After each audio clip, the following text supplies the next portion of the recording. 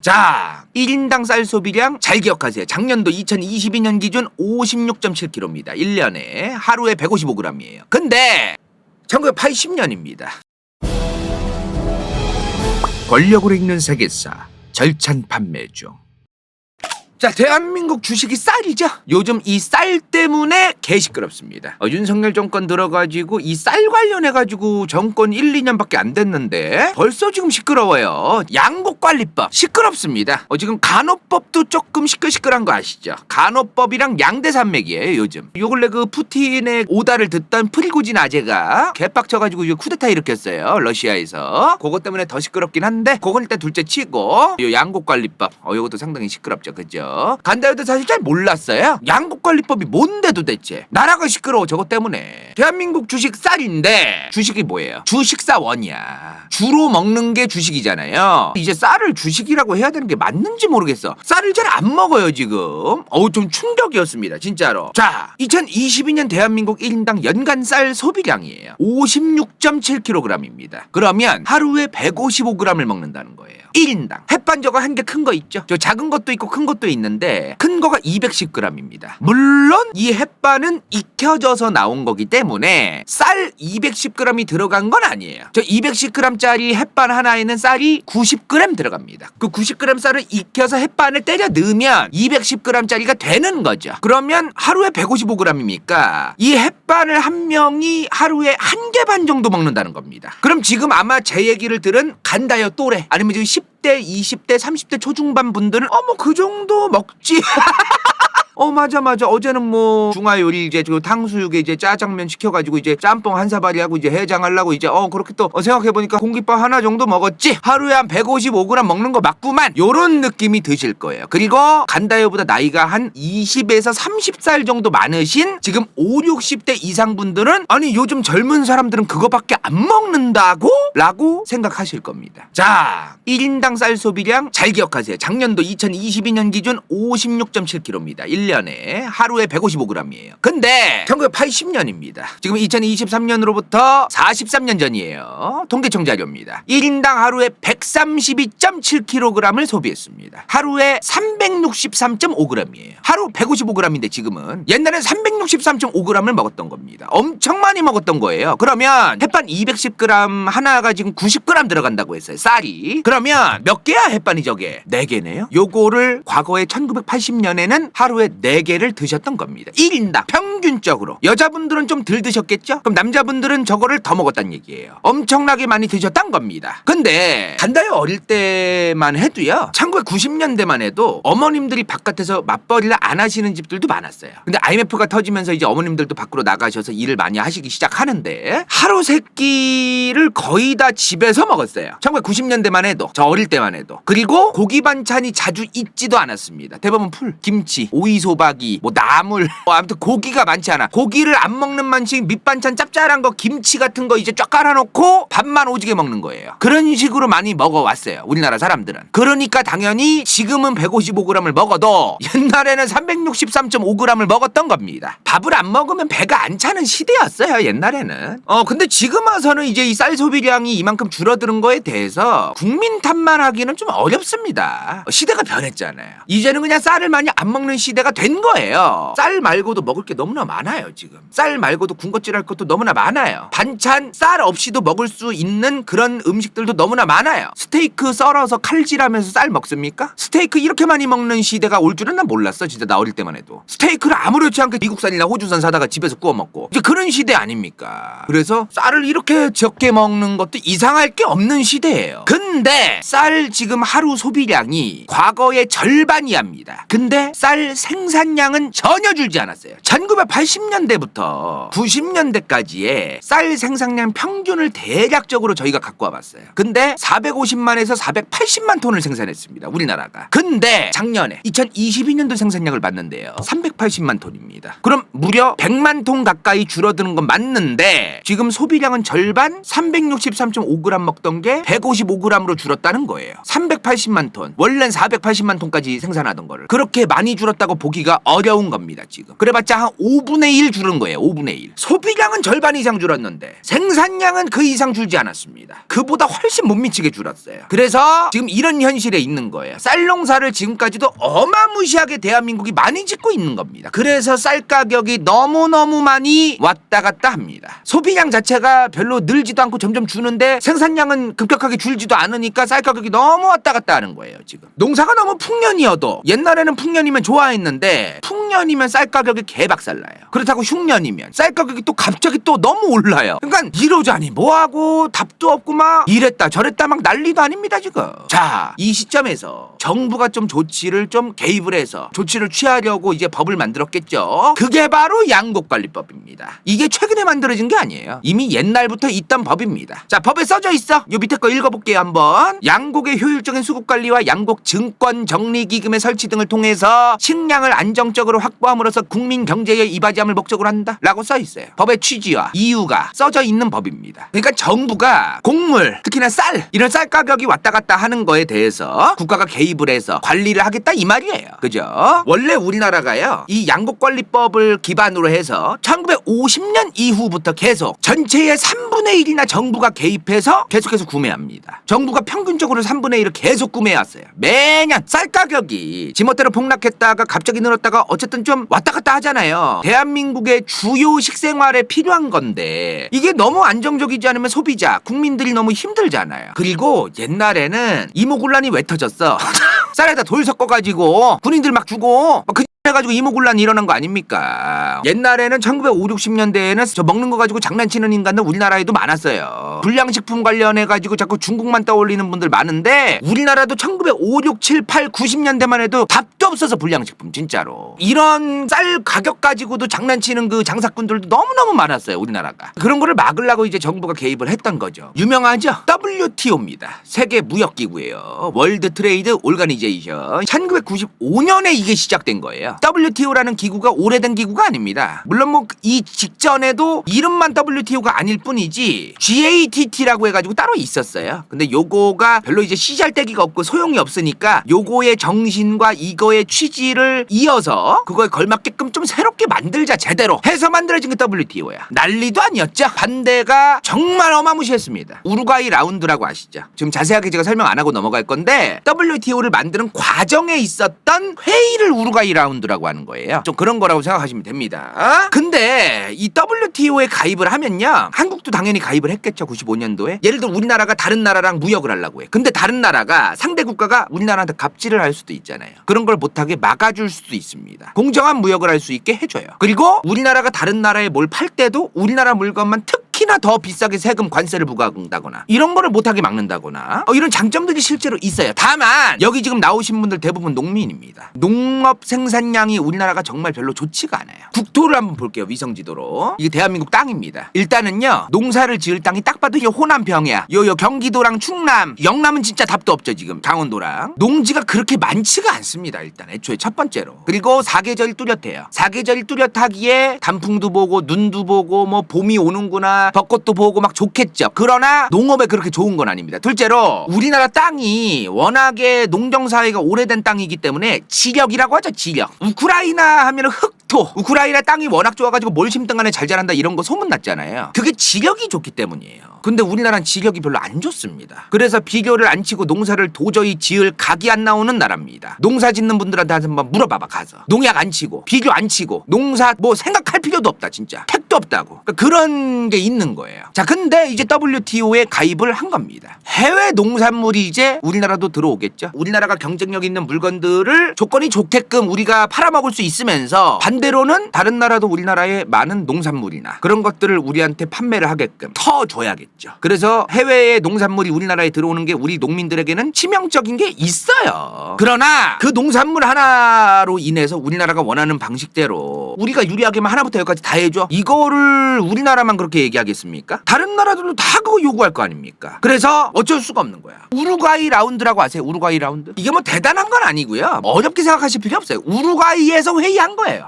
우루과이에 일단 모여봐. 우리 WTO 앞으로 만들 때 룰, 규칙 이런 것들 우리 여러 가지 좀 정하고 제대로 좀 WTO 만들어 보자. 이런 걸 쇼붙이려고 이제 우루과이에서 만난 거예요. 이런 걸 통해서 WTO라는 게 만들어지고 엄청나게 많은 전 세계 국가들이 WTO에 들어가서 그 정한 대로의 룰과 규칙을 따르면서 그랬겠죠. 그러다 보니까 바로 농산물에 대한 어떤 그 여러 가지 걱정이 어마무시하셨겠죠. 특히 농민분들, 특히나 지금보다도 농민의 비율이 90년대면은 더 높을 때 아닙니까? 그러니까 굉장히 많은 그 반발이 어마무시하게 있었죠. 일단은 우리나라는요 WTO 자체에 가입조차 하지 말라고 들어누웠었어요. 근데 그건 진짜 말이 안 되는 거거든요. 이제 상식적인 선에서 아무리 농민분들이 피해를 보고 그럴지언정 WTO에 가입을 안 한다는 거는 나라의 미래라던가 발전에 대해서 아예 그냥 들어누운 거예요. 솔직한 얘기로. WTO 비준 자체를 반대한 거 아닙니까? 그거는 좀 개해봐죠. 우리나라에 유리하게 비준을 하라고 한 것이다. 그게 근데 현실적으로 되겠습니까? 모든 나라가 자기들한테 유리하게끔 WTO 비준을 하려고 했을 텐데 그게 좀 쉽지 않았다는 거예요. 저것 때문에 우루과이 라운드 때 유행했던 그 노래가 우리 베이로 선생님의 신토불이야. 신토불이 엄청난 대박 노래였어요. 그 당시 90년대에. 어찌됐든 결과적으로 보면은 너무나 안타깝고 농민분들 피해가 있는 걸 누가 모르겠습니까? 엄청난 손해가 볼 게 뻔하지만 농업 쪽에서 그럼에도 불구하고 어쩔 수 없이 이제 비준을 할 수밖에 없었던 참 안타까운 그런 상황이 있었어요. 우리나라가 그전에는 뭐가 있었어요? 양곡관리법에 의해서 전체 농민들 쌀 농사 지은 분들의 그 쌀을 3분의 1이나 정부가 매년 걷어들이고 구매를 해주고 그래 왔단 말이에요. 근데 WTO에 가입을 95년도에 합니다. 우리나라가. 근데 WTO가 바로 우리나라한테 이런 얘기를 합니다. 야 니네 뭐야? WTO 가입을 뭐 하려고 했어 니네? 아니 자유무역 시장에서 글로벌 경제 시장에서 제대로 하려고 WTO 비준한 거 아니야?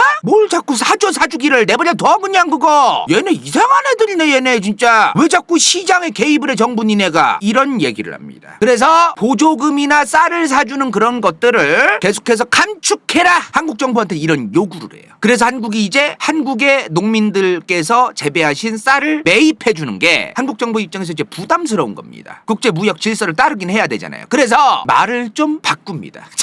원래 이런 것도 필요한 거야. 2005년 노무현 정부부터 이제 30에서 45만 톤 사이를 정부가 쌀을 매입할 거다. 다만 왜 매입하느냐? 시장에 개입하는 양곡 관리를 위해서가 아니라 공공비축과 식량 안보를 위해 비축한다. 만약에 대한민국 내일 전쟁 나가지고 쌀 떨어져가지고 전 국민 굶어 죽으면 니네가 책임질 거냐? 식량 안보 차원에서 30에서 45만 톤을 앞으로 매년 매입해야겠다. 라고 얘기합니다. 명분이 중요한 거죠. 솔직한 얘기로 WTO가 개잘하니까 좀 명분 세우고 버틴 거죠. 그러니까 워딩을 좀 돌려서 이렇게 해야 되는 게 또 필요한 거야. 근데 2020년 문재인 정부 말에 이름이 또 바뀝니다. 쌀 시장 격리 제도라는 게 시작됩니다. 자, 이게 뭐냐면 예를 들어 평균적인 쌀 가격에 비해서 작년이나 재작년에 이런 평균적인 기간의 가격보다 갑작스럽게 쌀이 3% 이상 초과 생산됐다. 그러니까 쌀을 평상시에 재배하는 것보다 더 많이 그 재배를 해서 그럼 쌀 가격이 또 폭락할 거 아니에요. 3% 이상 쌀을 더 초과 생산하면은 정부가 판단하에 쌀을 추가로 구매하겠다가 쌀 시장 격리 제도입니다. 요거예요. 그러면 이제 정부가 판단하에 추가로 쌀을 구매하는 걸 개입하겠다는 거예요. 근데 이게 애매한 제도예요. 딱 부러지게 구체적으로 어떨 때 딱딱딱 어느 정도의 양을 정부가 개입할 거다가 분명하지가 않은 그런 그 법입니다. 사실은. 자, 실제로 2020년 여름에 기록적 장마가 있었습니다. 물난리가 문제가 아니라 하늘에 진짜 구멍이 뚫렸는지 비가 그치지를 않았어요. 2020년에 한 달이 넘게 장마가 있었습니다. 한 40며칠 동안 비가 내렸을 거예요. 진짜 어마무시하게 비가 왔습니다. 여름이 시원했어요. 덕분에라고 해야 될지 모르겠는데 너무너무 비가 많이 왔었어요. 그죠? 자, 그 다음 2021년이 됐습니다. 쌀을 추수를 했어요. 그러면 이거 잘 봐야 돼. 2021년 가을에 쌀을 추수한 거는 2022년에 파는 겁니다. 21년 가을 겨울에도 팔겠지만 22년 겨울 봄 여름까지는 팔아야 되는 거예요. 근데 2021년 쌀이 2022년에 개박살 납니다. 쌀 가격이 개박살 나요. 2020년에 장마가 와가지고 2020년 때 대파가 8,000원 하고 애호박 하나에 4,000원 4,500원 하고 막 그랬었어요. 쌀 가격이 어마무시하게 폭등했었어. 2020년에 만에 그냥 다 폭등했어 다. 그래서 좀 이런 것들 때문에 2021년에는 쌀 재배가 좀 늘었나 봐요. 근데 또 21년에는 쌀 농사가 너무 잘 된 거예요. 그래서 22년에는 20% 넘게 폭락을 해버립니다. 그래서 이런 여러 가지 상황들을 고려할 때 윤석열 정권이 들어서자마자 양곡관리법을 개정해야 된다. 기존의 양곡관리법, 문재인 정부 때 하던 쌀 시장 격리제도 이거로만으로는 안 된다 해서 쌀과 관련되어 있는 법을 개정해야 된다라는 얘기가 더불어민주당에서 나옵니다. 문재인 정부 임기가 5월까지였잖아요. 이미 문재인 정부는 2022년 초에 쌀을 샀어요. 15만 톤 정도. 2월 한 달 동안 창고에 쌓아두는 거야. 왜냐면 너무 싸니까 쌀이 시장에서. 그리고 5월 달에 13만 계속 싸요. 계속. 문재인 정부와 윤석열 정권 계속 이어서 삽니다. 이거는 윤석열 정권 때 샀다고 볼 수도 있지만 문재인 정부 때 결정을 한 거기 때문에 문재인 정부라고 할게요. 쌀을 계속 샀어요. 근데도 20%가 폭락한 겁니다. 작년에. 그리고 마지막으로 윤석열 정권에서 엄청난 양을 구매합니다. 야, 한 달 만에 45만 톤을 샀다는 건요. 진짜 엄청난 양을 구매한 거예요. 지금 평균적으로 2022년에 쌀 생산량이 380만 톤이라고 했어요. 그럼 10%가 넘는 겁니다. 그걸 한 달 만에 싹 다 그냥 수매를 했다고 봐야 돼요. 엄청난 양을 구매해 준 거죠. 쌀 가격이 그래서 작년에 엄청 쌌어요. 2022년에 쌀을 저도 이제 몇 번 구매를 했는데 쌀 가격이 진짜 쌌어요. 보통 20kg 사잖아요. 4인 가족에서. 프리미엄 쌀들은 더 비싸죠. 근데도 한 4만 원에서 5만 5천 원 사이면 20kg 사는 느낌? 좀 그런 느낌이었어요. 2021년도에는 그 2020년 장마 때문에 21년도에 쌀 가격 개폭등했다고 했잖아요. 내가. 그죠? 그것 때문에 2021년도에는 그냥 제일 싼 쌀도 6, 7만 원이었어. 원래. 엄청 비싼 거야 이게. 지금 저렴한 쌀 사면은 20kg에 한 4만 원, 4만 5천 원이면 사요. 근데 제일 싼 게 6만 원이 넘는다는 건 꽤 비쌌던 거예요. 저기 쌀이. 어찌되었든 윤석열 정권에서도 계속해서 쌀을 구입을 해줬다. 2022년 내내 정부가 쌀을 계속해서 창고에 쌓아놨어요. 구매를 해가지고. 그죠? 근데 보통 일반적인 쌀을 판매하시는 농민분들이 언제 돈을 버냐면 7월에서 9월입니다. 왜냐하면 요때가 이제 다음 해에 쌀이 이제 나오는 거잖아. 9월부터는 이제 쌀이 본격적으로 나오잖아요. 그러니까 쌀 가격이 좀 올라요. 비축미도 이제 뿌릴 만큼 뿌렸고 좀 있으면 햅쌀이 나와. 올해의 쌀이 나오잖아요. 그러니까 비축했던 쌀들을 풀고 막 그래가지고 이제 좀 바닥에 앵꼬가 날 시기라서 요때가 쌀이 조금 비싸요. 어머님 아버님들도 7월에서 9월에는 그냥 장령쌀 이제 한 7월 8월 9월까지만 먹을 만치만 조금만 사고 이제 9월부터는 바로 햅쌀 사 먹어 하는 분들이 많습니다. 근데 이 시기에 아까 윤석열 정권이 45만 톤을 수매를 한 거예요. 그래서 이게 좀 아이러니했던 게 쌀은 쌀 가격대로 떨어지는데 윤석열 정권에선 45만 톤을 수매를 했는데 쌀 가격은 안 잡히고 쌀은 부족해지고 막 이런 상황이 좀 벌어진 거예요. 아이러니한 상황이 벌어진 거죠. 그러니까 쌀 가격이 떨어질 대로 떨어진 걸 간신히 9월에 잡았는데 더 떨어지지는 않았으나 바로 9월달 다음에 햅쌀이 나왔을 거 아닙니까? 햅쌀 가격도 박살난 거예요. 햅쌀 가격도 별로 그렇게 오르질 않는 겁니다. 물론 이 45만 톤도 구매를 안 했으면 햅쌀 가격이 더 떨어졌겠죠. 그나마 쌀 가격을 요거 45만 톤을 9월에 구매를 해서 햅쌀 가격이 그나마 어느 정도 정리가 된 것이다. 그리고 지금까지도 이어지고 있는 2022년부터 시작된 러우 전쟁이 있었어요. 러우 전쟁 때문에 전 세계의 곡물 가격이 다 올랐습니다. 근데요, 쌀 가격은 안 올랐어요. 곡물 가격이 전 세계에서 다 오를 때 쌀 가격은 안 올랐습니다. 참 신기하지 않습니까? 밀가루 가격은 올랐죠. 수입을 해와야 되니까. 근데 한국의 쌀 가격은 안 올랐어요. 한국에선 곡물 가격이 오르는 게 한국에 들어오는 수입하는 곡물이 오르는 거지 한국 내에서 국내산 쌀은 다른 얘기인 거야 이게. 솔직히 내가 여쭤볼게요. 대한민국에서 재배한 쌀 질 좋습니까? 근데 그 질 좋은 쌀을 왜 해외에선 안 사갈까요? 한국 쌀은요, 한국 사람들만 대부분 소비합니다. 한국의 엄청난 양의 지금 재배가 되고 있는 이 쌀을 해외에서 구매를 안 해줘요. 비싸기는 또 오지게 비싸고. 다른 나라의 입장에서는 러우 전쟁이 터져서 곡물 가격이 전 세계적으로 올라서서 한국 국내산 쌀 가격은 안 오른 이유가 그런 겁니다. 자, 근데 이 타이밍에 이제 윤석열 정부 들어서자마자 더불어민주당이 양곡관리법을 수정해야 된다라고 얘기를 한 거예요. 이 상황에서 쌀 가격 폭락을 문재인 정부도 못 막았어요. 그리고 그 당시 여당이 이제는 야당이 됐고 양곡관리법을 수정을 하자고 얘기를 했습니다. 그죠? 자, 요거의 내용이 뭐냐면요, 요겁니다. 선택이냐 의무냐예요. 문재인 정부 때까지 있었던 양곡관리법의 내용은 정부가 간 좀 보다가 얼마나 살까 이거를 좀 선택하고 좀 적당량을 알아서 좀 정부가 그때 상황에 따라서 이제 구매를 하는 양이나 타이밍이나 이런 걸 선택적으로 정할 수 있었는데 이번에 더불어민주당이 낸 안은요, 의무예요. 예를 들어 이번 연도에 농사를 지었는데 쌀 농사가 너무 풍년이야. 너무 많이 재배돼서. 그러면 정해놓은 양을 초과한 양은 의무적으로 정부가 무조건 산다예요. 그게 더불어민주당이 낸 법안입니다. 이거를 지금 더불어민주당이 지금 국회 다수석이잖아요. 그래서 이번에 통과를 시키려고 했는데 우리 윤통께서 대통령 거부권을 행사했어요. 그러니까 원래 같았으면은 이 거부권을 거부권을 안 하고 그냥 본회의로 가잖아요. 그러면 원래 같았으면 5분의 3이 찬성하면 가결이에요. 국회의원이 만약에 300석이야. 300석에 5분의 3이면 몇이에요? 180석만 찬성하면 가결이 되는 거야. 근데 대통령이 거부권을 행사하잖아요. 그러면 3분의 2로 변합니다. 300석 중 200석이 찬성하는 거로 변해요. 더불어민주당이 지금 아무리 의석수가 많아도 대통령 거부권 때문에 찬성 통과를 못 시켰던 겁니다.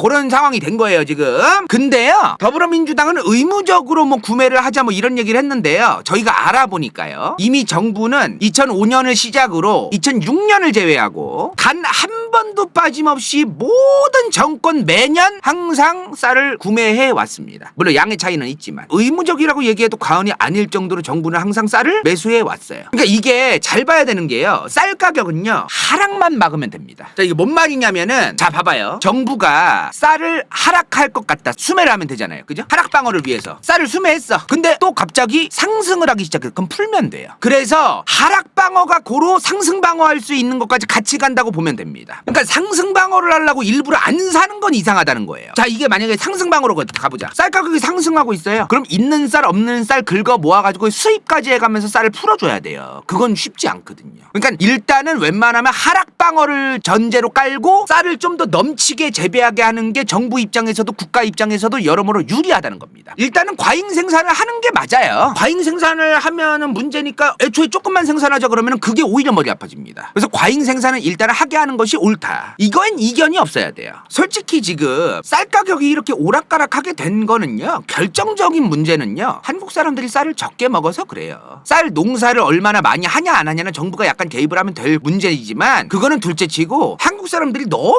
급격하게 쌀을 적게 소비하게 된 게 가장 큰 원인입니다. 근데 그거를 탓하기도 어려워요. 옛날에는 한국 사람들이 노가다판 많이 나가거나 산업화 시대에 거친 일, 좀 힘든 일을 하시는 분들의 비중이 굉장히 많았어요. 근데 지금은 아니잖아요. 지금은 비중 자체가 굉장히 많이 줄었습니다. 대부분 외노자가 하죠, 이런 일. 그래서 쌀을 먹는 양 자체가 줄었어요, 전반적으로. 그리고 쌀 외에도 먹을 게 너무 많아. 배달 음식만 해도 쌀 없는 게 천지고, 특히나 밀가루 많아졌고, 그리고 한국 안에서 쌀 가격이 하락한다 싶으면 다른 나라로 팔면 되거든요, 그거를. 근데 우리나라 쌀을 사줄 나라가 별로 없어요. 인기가 없어요, 인기가. 가격은 가격대로 비싸고, 우리나라랑 동급의 어떤 그런 질의 쌀은 지금 미국산을 사도 되는 것이고 다른 나라에서도 충분히 구매할 수 있거든요. 쌀 가격이 오히려 싸. 그래서 우리나라 쌀이 그렇게 인기가 없다는 거, 일단. 그리고 농사를 너무 많이 지어요. 근데 아까도 말했지만 쌀 농사는 일부러 좀 더 많이 짓는 게 옳다, 이런 말씀을 드린 바가 있어요, 그죠? 근데도 수요에 비해서 너무 많이 지어요. 그리고 이번에 간다요 컴퍼니에서 알아보니까요, 농촌진흥청의 자료인데요, 쌀 농사는 기계화율이 무려 98%입니다. 사람 손이 2%만 들어가면 된다는 거예요. 근데 밭농사는 무려 63%입니다. 달리 말하면 사람이 일일이 손으로 농사를 짓는 게 점점 가면 갈수록 농촌의 인구가 줄어드는 상황에서 쌀 농사를 갑작스럽게 기계화율이 63%밖에 안 내는 밭농사로 바꾼다는 게 쉽지가 않다는 거예요, 지금. 쌀농사 짓는 사람들한테 밭농사로 바꾸실 생각 없냐고 물어보면은 그게 생각처럼 쉽지가 않습니다. 할아버지 할머니만 대부분 많이 남게 되는 이 농촌에서 지금 기계화율 98%짜리 쌀을 지금 걷어차고서 63%밖에 안 되는 밭농사로 간다? 쉽지 않습니다. 밭농사 관련해가지고 다 지금 불법 체류자 쓰잖아요, 지금. 그래서 농촌에서 사실 이제 불법 체류자가 법적으로 참 잘못된 거긴 한데, 우리 존경하는 윤통께서 불법 체류자를 너무 싸그리 짝짝 잡아대가지고 농사를 못한다 그러더라고, 작년부터. 이거 참 어떻게 바라봐야 될지 모르겠어요, 지금. 불법 체류자를 잡긴 잡아야 되는 건데 너무 많이 잡아가지고 농촌에서 이게 안 굴러간다. 현재 지금 쌀 가격 문제는요, 더불어민주당이 낸 저 양곡관리법 수정 법안 같은 그런 거로 해결이 된다? 택도 없는 소리입니다, 저거. 지금 쌀 문제는 너무너무 다른 문제입니다, 지금. 쌀 문제의 핵심은 1, 2, 3, 4, 5번입니다. 그럼 이제 블루칼라 비중을 늘릴 거예요? 쌀 외에 먹을 걸 없앨 거야? 애초에 이거는 해결하기가 어려운, 아주 자연스럽게 우리가 이제 받아들일 수밖에 없는 수순이 된 거예요. 그 받아들일 수밖에 없는 수순으로 가면서 해결할 생각을 해야 됩니다. 뭔 말인지 이해되시죠? 그리고 우리나라가 쌀 농사를 너무 많이 짓는다라는 얘기를 또 함부로 하면 안 되는 게 뭐냐면요, 이것 좀 여러분들도 알고 계시면 좋은데, 푸드 시큐리티, 식량의 안보가 붙습니다. 안보라고 하는 게 자꾸 국방부 떠올리고 막 사드 떠올리고 막 핵무기 떠올리고 막 현무미사일이나 막 이런 거 떠올리시는 분들이 있는데, 그것만 떠올리면 절대 안 돼요. 전염병으로부터 국가가 그 전염병을 이제 이겨낼 수 있도록 하는 것도 안보고, 국민들이 계속해서 식량을 수월하게 먹을 수 있도록 하는 것도 안보예요. 다 안보야 이게. 지금 해외에 남미나 특정 몇몇 나라 보세요. 옛날에는 정말 잘 살았던 나라들 지금 갑자기 경제 휘청거리자마자 경제 작살나서 쓰레기통 뒤지는 사람들까지 생깁니다. 너무나 안타까운 일이에요. 아무리 살기 힘들어도 지금 당장 먹을 게 없으면 안 돼요. 아무리 가난해도 먹을 게 없으면 안 돼요. 그건 아주 기본적인 식량 안보입니다. 그래서 이런 차원에서 보면은 정부가 어느 정도 손해를 감수하고서라도 함부로 논농사 벼농사 들지으라고 얘기하면 안 된다는 겁니다. 정말